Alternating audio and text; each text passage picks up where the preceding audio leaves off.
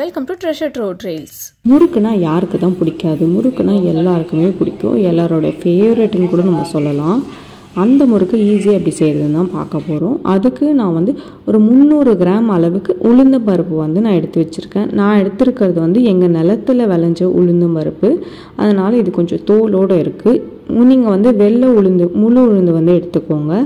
நான் ஒரு கடாய் வச்சுக்கிறேன். கடாயில் உளுந்தம்பருப்பை சேர்த்துக்கலாம். உளுந்தம்பருப்பை சேர்த்துட்டு லோ டு மீடியம் ஃப்ளேம் வச்சுக்கோங்க.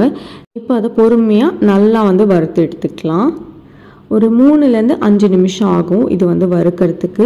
ரொம்ப ரெட்டாலாம் வறுக்கணும்னு அவசியம் இல்லை, லைட்டாக ஓரளவுக்கு வறுத்தாலே போதும். ஸோ ஒரு 3-5 நிமிஷம் போல் நம்ம வறுத்து எடுத்துக்கலாம். அப்பப்போ கை விட்டு கலரிக்கலாம். ஓரளவுக்கு இந்த மாதிரி ஒரு சில பருப்பெல்லாம் இந்த மாதிரி ரெட்டாக அங்கங்கே கலர் மாறுற அளவுக்கு வறுத்து எடுத்தாலே போதும். உங்களுக்கு பார்த்தாலே தெரியும் நல்லா கலர் மாறி இருக்கு. இந்த அளவுக்கு வறுத்து எடுத்தாலே போதும். இப்போ ஆற வச்சு இது நல்லா நம்ம பொடி அரைச்சிக்கலாம். இப்போ நல்லா கூல் ஆகட்டும். நல்லா கூல் ஆனதுக்கப்புறம் மிக்சியில் நல்லா பவுட்ரு பண்ணி எடுத்துக்கோங்க. இது உளுந்து கண்டிப்பாக நல்லா பவுட்ரு ஆகணும். அப்போ தான் அரிசி மாவோடு அது மிக்ஸ் ஆகும். ஸோ இந்த மாதிரி நல்லா உளுந்து ஒரு பிளேட்டில் ட்ரான்ஸ்ஃபர் பண்ணி எடுத்துக்கோங்க. அது கூடவே நான் அரிசி மாவு இப்போ சேர்த்துக்கிறேன். இந்த அரிசி மாவு 5-6 மணி நேரம் நல்லா ஊற வச்சு தண்ணி நல்லா வடித்ததுக்கப்புறமா மிஷினில் கொடுத்து அரைச்சி எடுத்துகிட்டு வந்த அரிசி மாவு. ஸோ அந்த அரிசி மாவு தான் நான் சேர்த்துருக்கேன். 2 கிலோ அளவுக்கு அரிசி மாவு சேர்த்துக்கோங்க. நான் பேட்சாக கலர்றதுனால இதில் உங்களுக்கு கம்மியாக தெரியும். ஆனால் நான் 2 கிலோ அரிசி மாவு போட்டிருக்கேன். அதே மாதிரி இதில் 1 கிலோ அரிசி மாவும் 150 கிராம் உளுந்து தான் இந்த பிளேட்டில் நான் சேர்த்துருக்கேன். நான் பேட்சாக பண்ணுறதுனால நான் தனியாக எடுத்து வச்சுருக்கேன். இந்த பிளேட்டில் மொத்தமாக பண்ண முடியாதுன்றதுக்காக தான் இந்த மாதிரி நல்லா கலரி எடுத்துக்கோங்க. ஒரு 100-150 கிராம் அளவுக்கு எள்ளு நீங்கள் சேர்த்துக்கலாம். நான் சொல்கிறது 2 கிலோக்கான அளவு. நான் இப்போ ஒரு 50 கிராம் எள்ளு நான் சேர்த்துருக்கேன். அது கூடவே ஒரு 2 டேபிள் ஸ்பூன் அளவுக்கு பட்டர் சேர்த்துக்கோங்க. பட்டர் சேர்த்தா டேஸ்ட் ரொம்பவே நல்லாயிருக்கும். இது வீட்டில் செஞ்ச பட்டர். கூடவே கொஞ்சமாக காரத்துக்கு மிளகாத்தூள் சேர்த்துக்கோங்க. காரத்துக்கும் சேர்த்துக்கலாம், கலருக்கும் நம்ம மிளகாத்தூள் சேர்த்துக்கலாம். எந்த ஒரு ஆர்டிஃபிஷியல் கலரும் ஆட் பண்ண வேண்டாம். இப்போ இதெல்லாம் சேர்த்துட்டு இது கூடவே டேஸ்ட்டுக்கு ரொம்ப முக்கியமான இது உப்பையும் நம்ம சேர்த்துக்கலாம். உப்பு உங்களுக்கு தேவையான அளவுக்கு நீங்கள் சேர்த்துக்கலாம். இது எல்லாத்தையும் சேர்த்துட்டு நல்லா கலந்து விட்டுக்கோங்க.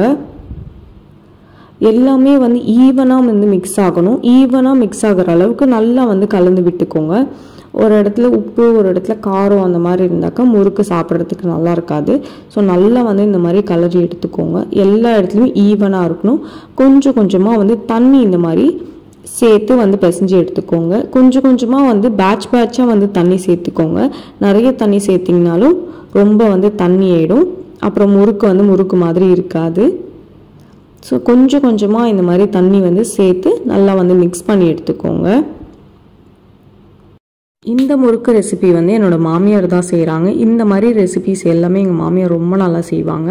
ஸோ கண்டிப்பாக இந்த ரெசிபி ட்ரை பண்ணி பாருங்கள். ரொம்ப ரொம்ப சிம்பிளான ப்ராசஸ் தான், ரொம்ப பெரிய ப்ராசஸ்லாம் கிடையவே கிடையாது. இது பிசையிறது மட்டும்தான் நம்மளுக்கு வேலை. அதுக்கப்புறமா முறுக்கு குழாயில் போட்டு முறுக்கு நம்ம சுட்டு எடுக்கணும். அவ்வளோதான் இதனோட வேலை. ஆனால் டைம் டேக்கிங் ப்ராசஸ். நம்ம டைம் மட்டும் ரொம்ப ஸ்பெண்ட் பண்ண வேண்டியது இருக்கும். இது செய்கிறதுக்கு எங்களுக்கு ஒரு 4 மணி நேரம் ஆச்சு. ஏன்னா 2 பேர் தான் நாங்கள் செஞ்சிட்டு இருந்தோம். அடுப்பும் லோ ஃப்ளேம், ஓரளவுக்கு லோ ஃப்ளேமில் தான் எரிஞ்சிட்டு இருந்தது. ஆனால் நல்ல ஃப்ளேமில் எரிஞ்சதுன்னா சீக்கிரமாகவே நீங்கள் செஞ்சிடலாம். ஸோ கண்டிப்பாக இந்த ரெசிபியை ட்ரை பண்ணி பாருங்கள். நீங்கள் அடுப்பில் பண்ணலனாலும் நீங்கள் கேஸ் ஸ்டவ்வில் பண்ணிக்கலாம். நாங்கள் அடுப்பில் தான் பண்ணணும். ஏன்னா தீபாவளி அன்னைக்கு தான் நாங்கள் இதை சுடுவோம். ஸோ அன்னைக்கு ஷூட் பண்ண வீடியோ தான். எங்களுக்கு இந்த டைமில் சுடுறதுனால எங்களுக்கு ப்ராசஸும் லேட் ஆச்சு. அடுப்புன்றதுனால லேட் ஆச்சு. மற்றபடி நீங்கள் ஸ்டவ்னால் ரொம்ப சீக்கிரமாகவே வேலை முடிஞ்சிடும். அதுவும் இல்லாமல் எங்களுக்கு குவான்டிட்டியும் ரொம்ப ஜாஸ்தியாக நாங்கள் போட்டிருந்தோம். நீங்கள் கம்மியான குவான்டிட்டி கம்மியாக நீங்கள் சுட்டு எடுக்கணும்னா ஈஸியாக முடிஞ்சிடும் ஒரு 1/2 மணி நேரத்துலேயே. ஸோ கண்டிப்பாக இந்த ரெசிபியை ட்ரை பண்ணி பாருங்கள். கொஞ்சம் கொஞ்சமாக தண்ணி சேர்த்து மாவை இந்த அளவுக்கு கெட்டியாக பிசைஞ்சு எடுத்துக்கணும். உங்களுக்கு மாவை பார்த்தாலே தெரியும், ஈஸியாக உங்களுக்கு சாஃப்டாகவும் இருக்கும், உங்களுக்கு அதே மாதிரி ஈஸியாக வந்து ப்ரெஸ் ஆகுற மாதிரியும் இருக்கும். சப்பாத்தி மாவு பதத்துக்கு இல்லாமல் அதுக்கு கொஞ்சம் முன்னாடியே வந்து எடுத்துடணும். கொஞ்சம் லூஸாகவே இருக்கணும் மாவு. ஸோ அந்த மாதிரி பண்ணிங்கன்னா உங்களுக்கு ஈஸியாக வந்துடும்.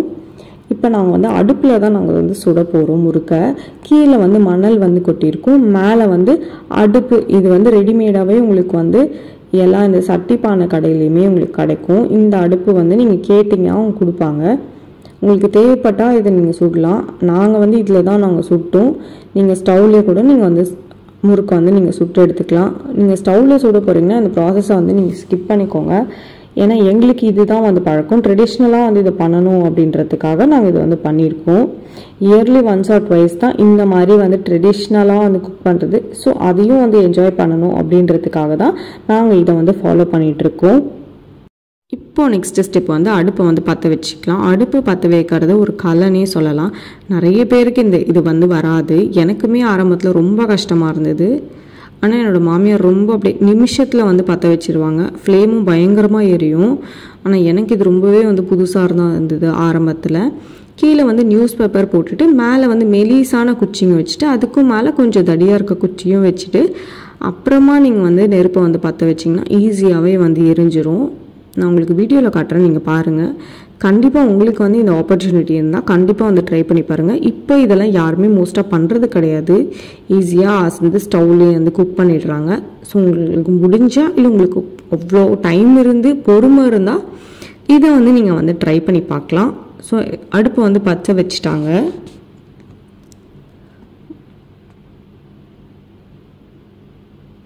அடுப்பு பார்த்திங்கன்னா நல்லா வந்து எரிய ஆரம்பிச்சிருச்சு. இந்த மாதிரி தான் இருக்கும். ஃப்ளேமும் வந்து நல்லா ஓரளவுக்கு வரும். ஆனால் எங்களுக்கு பாதியில் வந்து ஃப்ளேம் ரொம்ப கம்மியாயிடுச்சு. அந்த ஒரு ரீசனால் தான் எங்களுக்கு முறுக்கு சுடுறது வந்து ரொம்பவே டிலே ஆகிடுச்சு. எம்டியான ஸ்டவ் கேஸ் வந்து வைக்கக்கூடாது அப்படின்னு சொல்லுவாங்க. அதுக்காக வேண்டியும் அந்த பாத்திரத்தை வந்து வச்சுருந்தோம். இப்போ ஒரு கடாய் வச்சுக்கோங்க. இப்போ கடாயில் வந்து 1 லிட்டர் அளவுக்கு வந்து எண்ணெய் சேர்த்துக்கோங்க. இல்லை உங்களுக்கு ஃபுல்லாக கூட வேணும்னா நீங்கள் வந்து சேர்த்துக்கலாம். இது வந்து ஒரு 30 வருஷத்து பழைய கடாய். அதை வந்து நல்லா க்ளீன் பண்ணி அவங்க மெயின்டைன் பண்ணி யூஸ் பண்ணிகிட்டு இருக்காங்க. வெறும் முறுக்கும் அதிரசமும் சுடுறதுக்கு மட்டும்தான் இந்த கடாய் வெளியே எடுப்பாங்க. இது வந்து பார்த்திங்கன்னா வந்து இப்போ லேட்டஸ்ட்டாக எல்லா இடத்துலையுமே இது கிடைக்கிறது. இது வந்து முறுக்கு குழான்னு சொல்லுவாங்க. இது ரொம்பவே ஈஸியாக எல்லா இடத்துலையும் அவைலபிளாக இருக்குது. ஆன்லைன்லேயுமே இது அவைலபிளாக இருக்குது. இதுலேயே நாங்கள் வந்து 2 வெரைட்டி வச்சுருக்கோம். நான் இன்னொன்று வந்து அப்புறமா சொல்கிறேன். இதில் இந்த மாதிரி ஷேப்ஸ் எல்லாம் நீங்கள் போட்டுக்கலாம். இந்த நீட்டாக வந்து லைன் மாதிரி இருக்கிறதெல்லாம் வந்து ரிப்பன் பக்கோடா அதெல்லாம் வந்து நீங்கள் போட்டுக்கலாம். இது வந்து ஓல்டு ட்ரெடிஷ்னல். இது தான் ஆரம்பத்தில் இருந்துச்சு. இப்போது நம்ம ரெடி பண்ணி வச்சுருக்க அந்த மாவை வந்து நம்ம வந்து உருண்டை மாதிரி பிடிச்சி அதில் வந்து போட்டு எடுத்துக்கலாம். நான் சொன்னேன், நாங்கள் பேட்சாக பண்ணதுனால இப்போ நான் மொத்தமாக காட்டுறேன். நான் வந்து 2 கிலோ அளவுக்கு மாவு வந்து நாங்கள் போட்டிருந்தோம். இந்த மாதிரி உருண்டையாக வந்து பிடிச்சி எடுத்துப்பாங்க.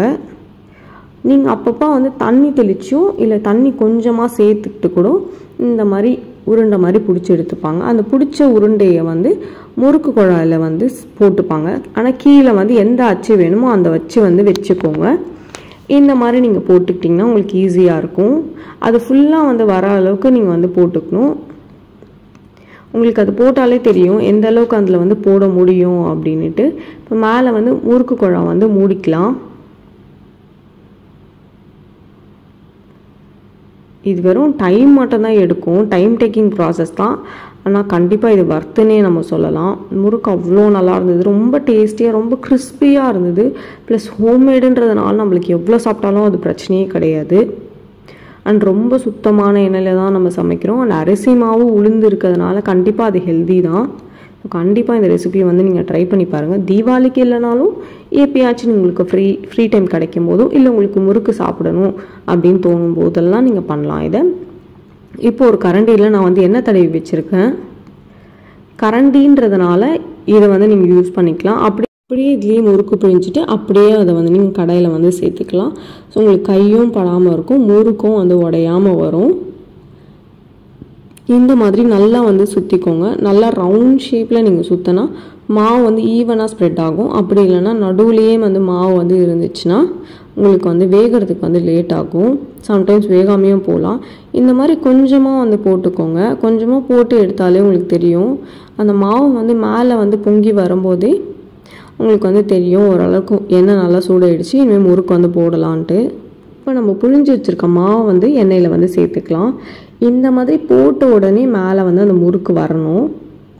ஸோ இந்த மாதிரி வந்து புழிஞ்சு எடுத்துக்கோங்க. ஈவனாக இருக்கணும். அதே சமயம் ஒன்று மேலே ஒன்று ரொம்ப அந்த முத்தையாக வந்து இல்லாமையே இருக்கணும். அப்போ தான் ஈஸியாக வந்து வேகும்.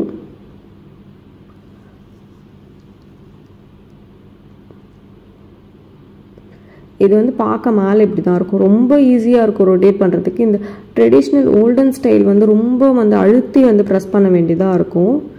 ஸோ இதுதான் உங்களுக்கான ப்ராசஸ். ஒரு கடாயில் ஒரு 5-6 முறுக்கு வந்து நீங்கள் தாராளமாக வந்து போடலாம்.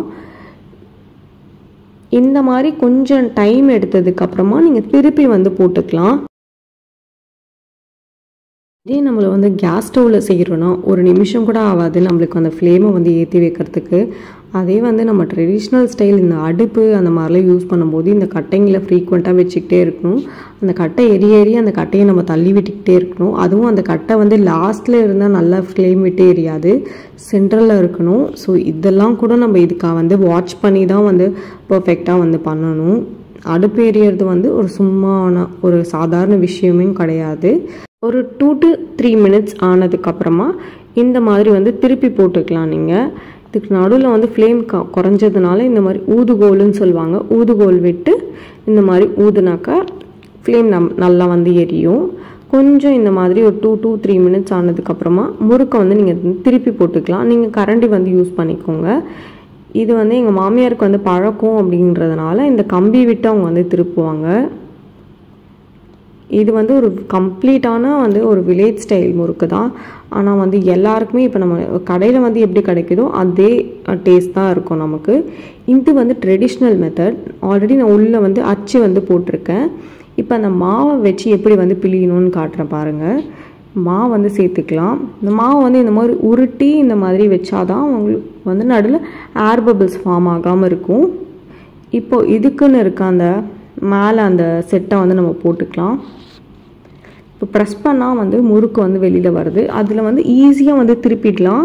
ஆனால் இதில் அப்படி கிடையாது. ரொம்ப வந்து ப்ரெஷர் கொடுத்து நம்ம வந்து ப்ரெஸ் பண்ணி தான் ஆகணும். இந்த மாதிரி கொஞ்சம் நல்லா வந்து ப்ரெஷர் கொடுத்தா மட்டும்தான் இதில் முறுக்கே வெளியில் வரும்.